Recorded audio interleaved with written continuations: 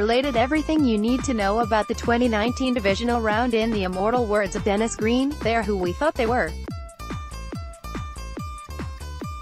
The then-Cardinals head coach famously shouted those words in reference to the 2006 Bears, who had just come back to beat his squad 24-23 on Monday Night Football. More than a decade later, that phrase applies to divisional weekend. The four best teams in the NFL just confirmed what we've known all season: they're a cut above the rest of the league. That realization began on Saturday afternoon, when the top-seeded Chiefs took on a Colts team that had converted plenty of believers over the past month. Indy's incredible run over the second half of the season, during which Andrew Luck and co. won 9 of their final 10 regular season games to secure a playoff spot, and impressive showing in a 21-7 win over the Texans in the wild-card round made the upstart Colts seem like they stood a chance of going into Arrowhead Stadium and knocking off a 12-win team led by the presumptive MVP. Then Patrick Mahomes too walked onto the field. Mahomes finished the game with 278 passing yards and no touchdowns, a modest showing by his standards, but the Chiefs' offense looked like a finely tuned instrument of destruction nonetheless. Kansas City steamrolled the Colts' defense on each of its first 2 possessions, capping a 90-yard opening march with a 10-yard Damian Williams touchdown run and then putting the exclamation point on a 70-yard drive with a 36-yard Tyreek Hill scamper. A week after stifling Deshaun Watson and the Texans, the Colts' defense looked slow, outmanned, and out of place. The Chiefs cruised 31-13. Kansas City's dominance shouldn't have come as a surprise. It played like the best team in the AFC for all of 2018. The Chiefs scored a league-high 35.3 points per game and finished no. 1 in Football Outsiders' offensive DVOA. Mahomes threw 50 touchdown passes, joining Peyton Manning and Tom Brady as the only players in NFL history to ever hit that mark. This weekend's performance served as a not-so-subtle reminder: head coach Andy Reid's offense is breathtaking at its best. Reid was masterful from the opening drive, calling plays that resulted in Mahomes' completions of 11, 16, and 34 yards on that sequence, with the third going to Sammy Watkins on a kick-and-breaking route that read paired with a route to the flat by tight end Travis Kelce. Every team in the NFL has a slant-flat combination in its playbook. To dress the Chiefs' version up, Reid motioned Williams out wide to the right, and helped Mahomes discern that the Colts were in zone coverage. This season has become Reid's man-on-fire moment. A man can be an artist at anything. His art is calling plays that crush defenses. And he's painting his masterpiece. It certainly helps that he's calling those plays for arguably the most mind-bending quarterback on the planet. While Mahomes didn't put up ridiculous numbers in Saturday's win, the elements of what make him special were still on full display. He's creating highlights that are reminiscent of Apex John Elway, Brett Favre, and Aaron Rodgers, but some of the plays Mahomes pulls off are unlike anything we've ever seen.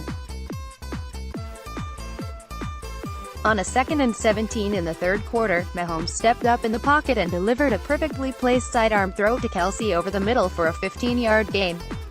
That play just doesn't make sense, given all we understand about football and how the human arm works. The angles that Mahomes can throw it are just different, and it makes the Chiefs' offense borderline unstoppable. On the other side of the bracket, the Saints put on a similarly jaw-dropping performance for stretches of their 20-14 win over the Eagles. The scoreboard may not have indicated how thoroughly the Saints handled Philadelphia on Sunday night, but even when New Orleans trailed 14-7 late in the second quarter, the energy in the Superdome made a comeback feel inevitable. Drew Brees was characteristically excellent in the game's second half, 15 of 19 passing for 130 yards and a touchdown, especially on the Saints' opening drive of the third quarter. After picking up 4 first downs and marching into Eagles territory, Brees found Alvin Kamara on a gorgeously designed vertical route up the seam for a 46-yard score.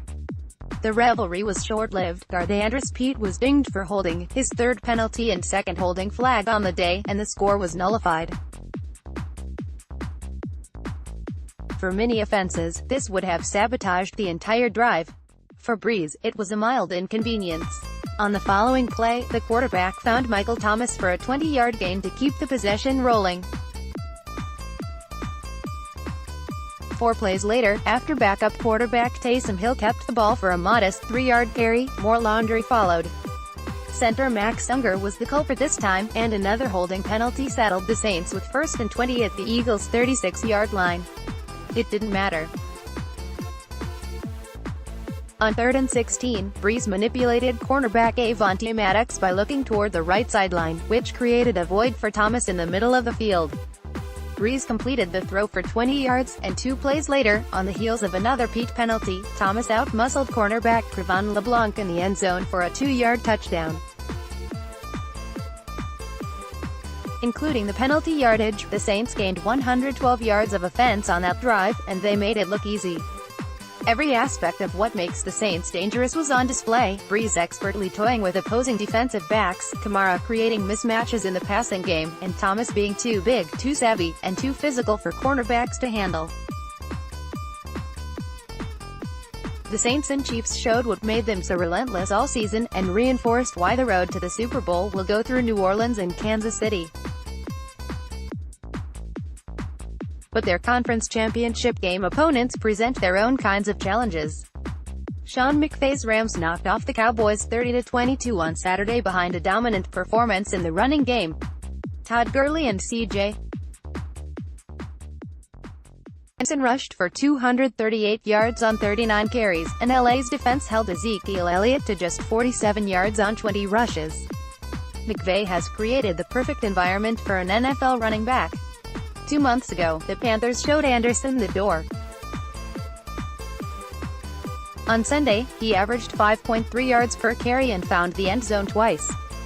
The Rams used a steady dose of orb motion, which involves a player circling behind the running back, with their receivers to create conflict for the Cowboys' speedy linebackers. That hesitation left Leighton Vander Esch, Jalen Smith, and Sean Lee helpless when the Rams ran downhill. It's a slightly different wrinkle than what McVay normally uses in the run game, and small, crucial tweaks are what set the best coaches apart in the playoffs. Just ask the Patriots. New England's 41-28 drubbing of the Chargers on Sunday was a reminder of why the Patriots have ruled the NFL for the past 2 decades. Tom Brady relied heavily on running back James White, who attacked the underneath areas of the Chargers' defense for 15 receptions and 97 yards. The most impressive play of the afternoon, though, came on a 3rd and 6 early in the second quarter.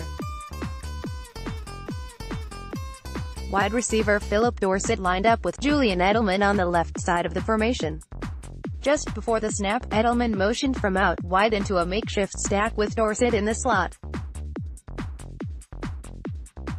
That quick movement manipulated slot corner Desmond King just enough to get Dorsett open on a corner route in the back of the end zone for an easy 15-yard touchdown. No team forms better game plans week to week than Bill Belichick and his staff, and Sunday's flawless performance was just their latest display of brilliance. After fans and media members spent the past few weeks hemming and hawing over which lower seeds could make a run in the playoffs, the top 4 seeds, and the 4 clear-cut best teams, are the ones alive heading into championship weekend. They're who we thought they were, and that's the best that the NFL has to offer.